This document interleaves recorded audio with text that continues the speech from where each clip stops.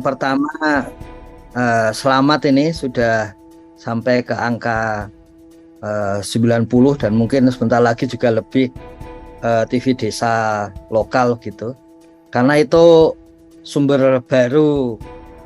Kalau peradaban itu kan boleh kita bilang bisa semakin menguat, semakin bagus, semakin tinggi.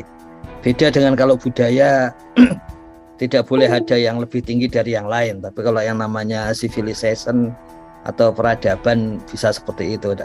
Dan kita berharap TV desa lokal, ya, TV lokal itu akan mendukung peradaban Indonesia. Terima kasih atas kesempatannya. Izin Bu Kasita untuk menyampaikan uraian kami. Ya. Jadi menurut kami berkaitan dengan Hari Televisi Sedunia atau internasional, kita perlu mengingat bahwa pada saat ini manusia sudah sampai pada pengetahuan yang kita sebut postmodern, untuk memudahkan istilah saja. Termasuk di dalamnya yang paling menarik adalah bagaimana komunikasi ikut berubah selama masa postmodern ini. Jadi kalau kita lihat pada awal komunikasi itu ditemukan oleh manusia, bagaimana strukturnya, yaitu selalu SMCR, ya, yang sering dikenal seperti itu. Source, M-nya itu message, C-nya channel, dan kemudian receiver. Asumsinya adalah source sebagai pembawa atau pencipta pesan, kemudian memberikan message pesan melalui suatu channel instrumen, dan kemudian diterima oleh komunikan atau penerima pesan, ya. Nah, model ini kemudian berkembang untuk media massa. Apa sih khasnya media massa? Termasuk di dalamnya tentu saja kemudian nanti televisi. Bahwa kalau kita berkomunikasi antar pribadi, kita mengetahui siapa yang kita ajak komunikasi.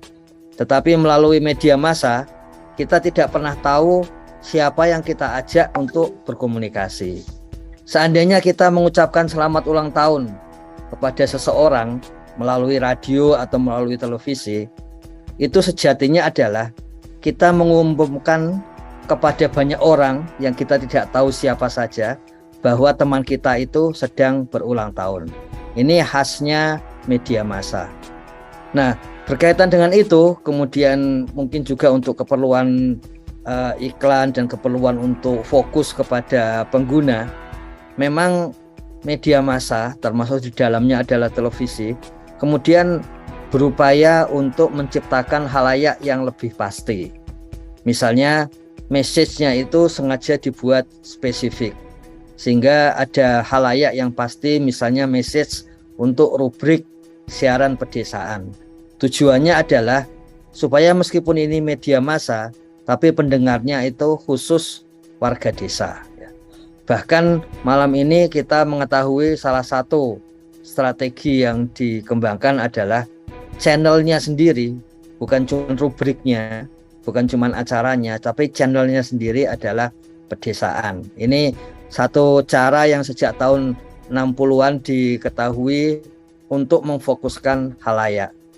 Nah, yang penting juga bahwa berkaitan dengan televisi, di tahun 60-an itu juga McLuhan juga mengatakan ada gium bahwa bagi televisi, channel sendiri juga menjadi message, ya. Karena kita mengetahui bahwa televisi itu satu teknologi, membutuhkan satu teknologi tertentu. Jadi kalau orang punya TV, terutama di tahun 70-an ketika saya SD, TK seperti itu, memiliki TV itu dianggap kaya. Ya, jadi artinya TV tidak sekedar channel, tapi juga dia message. Jadi ketika kita menonton TV bersama-sama, biasanya waktu itu kita tahu bahwa ketika kita ke tetangga, maka tetangga itu juga sekaligus kaya. Juga ada message bahwa tidak hanya berita dari TV, tapi pemilik TV adalah orang kaya. Nah, ini yang kemudian muncul sampai sekarang. Misalnya kemudian kita kenal bahwa waktu itu dari TV hitam putih menjadi TV berwarna, kemudian TV yang besar, kemudian kini kita kenal sebagai TV LCD, dan yang terakhir adalah TV internet. Nah, saya ingin mengingatkan kembali bahwa pemahaman manusia tentang postmodern ini menyeruak ke semua sisi kehidupan.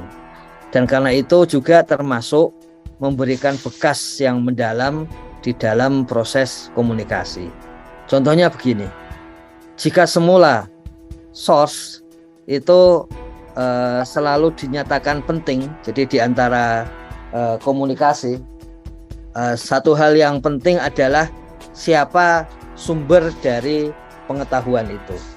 Jadi source menjadi penting, sehingga sejak saat itu dikenal istilah efektivitas komunikasi. Dan kalau misalnya dihitung bahwa komunikasinya tidak efektif, itu yang salah bukan source, tapi yang salah adalah receiver. Karena receiver tidak bisa menerima pesan-pesan dari source. Sama seperti kalau sekarang ini misalnya di dalam TV lokal ada pendamping desa, ada kader di desa yang menyampaikan laporan dan kemudian ternyata disalahpahami oleh warga. Kalau kita menggunakan sudut pandang yang terdahulu, maka yang salah adalah warga desa. Kenapa dia tidak bisa memahami pesan itu? Tetapi Gadamer di tahun 60-an itu sudah memisahkan antara receiver dan source. Ini wilayah yang berbeda, dan yang lebih penting adalah Gadamer membalik, yang penting adalah receivernya. Jadi meskipun menurut source-nya itu NKK BKK misalnya, itu untuk meningkatkan profesionalitas kampus, tapi receiver memahami sebagai pemberangusan kebebasan kampus, maka justru sudut pandang receiver itulah yang nanti akan dianggap sebagai satu kebenaran. Yang sah menurut Gadamer ialah pemahaman receiver. Nah, kemudian komunikasi berikutnya yang kemudian ikut berubah adalah bahwa Baudrillard itu memastikan bahwa hal-hal yang baku, kebenaran yang baku itu juga turut berubah. Ya, di dalam kondisi postmodern itu tidak bisa orang menyatakan ini satu kebenaran gitu. Tetapi yang paling mungkin adalah mana di antara message, ya, message tidak dianggap benar, tapi mana di antara message itu yang paling merangsang. Jadi menurut Baudrillard, sesuatu yang penting di dalam masa postmodern adalah kemampuan untuk merangsang atau seduktif kalau message-nya, atau seducing untuk proses-proses menggunakan komunikasi yang bisa merangsang pihak lain. Merangsang tidak hanya untuk urusan yang itu saja, tapi juga termasuk membuat orang ingin berpikir, membuat orang ingin melihat, membuat orang ingin membuktikan. Itu hal-hal yang dianggap message yang merangsang. Maka kita sekarang masuk di dalam konsep yang kemudian kita sebut sebagai perkawanan antar diskursus. Apa sih model yang paling jelas dalam perkawanan antar diskursus? Yaitu kita tahu bahwa sekarang ada TV-TV lokal yang itu termaktub di dalam satu wilayah besar TV desa, itu sebetulnya sedang menyusun suatu perkawanan diskursus, sehingga akan memudahkan ketika satu pesan itu kemudian lebih mudah dipahami karena muncul di mana-mana, dan kemudian relatif aman untuk disebut sebagai satu kebenaran karena dia juga disiarkan di banyak pihak gitu. Sebetulnya itu salah satu strategi di dalam postmodern untuk menguatkan diskursus. Nah, mari kita masuk pada istilah-istilah diskurs atau diskursus. Jadi kami menggunakan atau meminjam sudut pandang dari Foucault bahwa kalau kita sama-sama memahami sudut pandang tertentu dan kita sama-sama menyetujui, maka kita sedang menciptakan suatu diskursus. Jadi itulah yang dimaksud dengan diskursus. Nah, kemudian yang tadi disampaikan Baudrillard bahwa untuk mencari kebenaran itu kita membandingkan, maka dalam satu diskursus yang sama itu kemudian lazimnya di tahun 70-an sudah mulai diketahui bahwa ketika masuk dalam satu diskursus yang sama, pada dasarnya kita sedang membandingkan, biasanya membandingkan hal-hal yang sebetulnya masuk dalam sudut pandang yang sama. Dan kemudian ketika kita melakukan itu, kemudian kita merasa oh inilah kebenaran gitu. Itulah yang saat ini dipraktekkan di dalam browser, di dalam internet misalnya.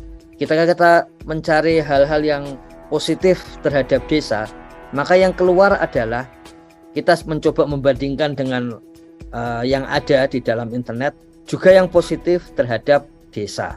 Tetapi kita menggunakan kata-kata konsep yang negatif, maka ketika kita membandingkan dengan mencari melalui browser internet, maka yang kita peroleh juga perbandingan-perbandingan negatif terhadap desa. Jadi sebetulnya ini adalah satu strategi diskursus yang sekarang dipraktekkan di dalam internet. Sehingga itulah yang membuat kita seharusnya sudut pandang akademis adalah kita membanding dengan pendapat yang berlawanan. Tetapi diskurs itu kemudian mengarahkan kita pada pendapat-pendapat yang relatif sama-sama setuju kepada kita.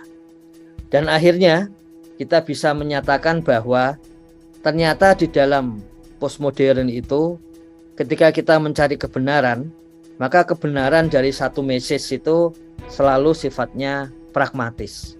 Pragmatis itu artinya bahwa kalau kita sama-sama setuju, maka itu kemudian menjadi kebenaran. Bukan karena dia benar secara objektif, karena sudah tidak ada lagi objektivitas di dalam postmodernisme. Tetapi kalau kita sama-sama setuju itu benar, maka jadilah dia kebenaran.